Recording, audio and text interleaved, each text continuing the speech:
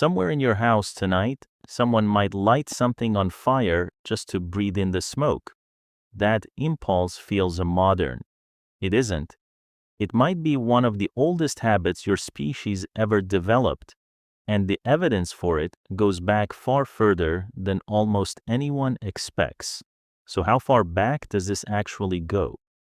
Archaeologists studying ancient hearths, the burned fire pits our ancestors used for warmth and cooking, have found something unexpected mixed into the ash and charred remains at multiple sites, traces of specific plants that weren't food, plants that, when burned, release compounds known to affect the human brain. Some of the earliest evidence comes from residue analysis at prehistoric campsites, where researchers identified burnt seeds and plant material from species entirely separate from anything used for eating. This wasn't accidental char from a cooking fire.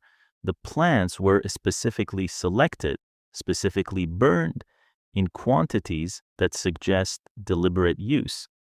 But here's what makes this stranger than a simple story about ancient humans getting high.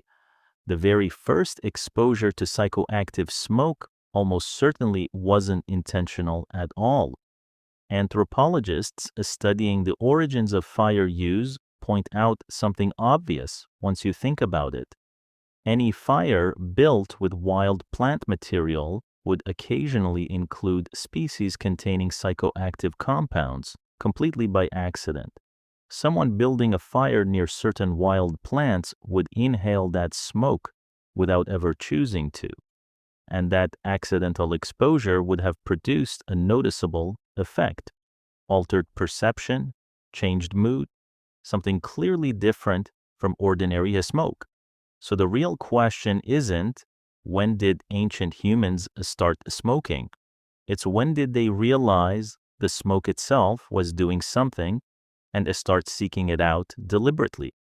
That shift from accident to intention appears to be where the real story begins. Archaeobotanist evidence from multiple prehistoric sites suggests this transition happened remarkably early.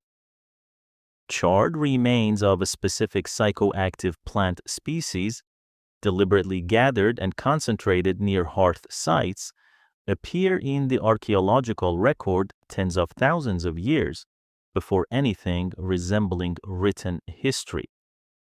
Once ancient humans recognized the effect, the next challenge was knowledge, and this connects to something we've covered before: the same botanical expertise that let ancient humans identify which roots were safe to eat and which plants could heal a wound also applied here.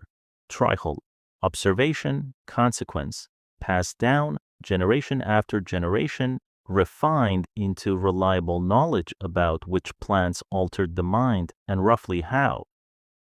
This wasn't reckless experimentation.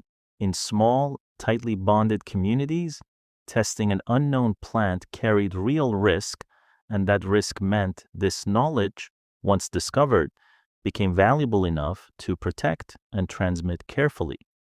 Evidence suggests this deliberate use was rarely a private, individual act. Multiple archaeological sites show psychoactive plant residue concentrated in specific locations, often near what researchers interpret as ceremonial or communal spaces, not scattered randomly across everyday living areas. This points toward something significant. Altering consciousness through smoke appears, from very early on, to have been a shared social experience, not an isolated one. Anthropologists studying surviving traditional societies with similar practices have documented smoking rituals tied directly to group bonding, spiritual practice, storytelling, and marking significant life events.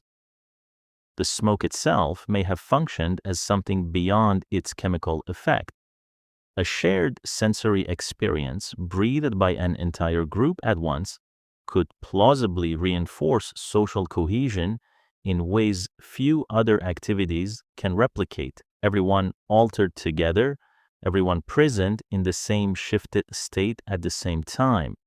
This raises an uncomfortable but fascinating question about human nature itself.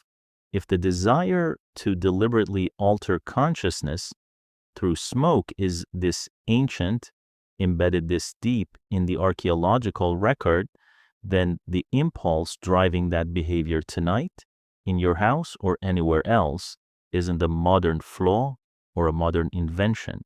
It's something closer to an inherited trait, one your species has apparently carried, refined, and passed down for an extraordinarily long time.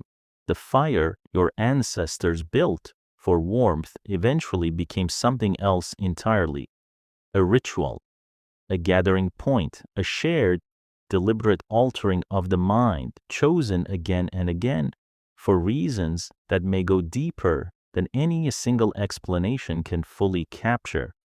They lit that fire long before they understood what the smoke was doing to them, and somehow they kept lighting it anyway. Subscribe for more deep dives into ancient human survival, prehistory, and the science behind how we really lived.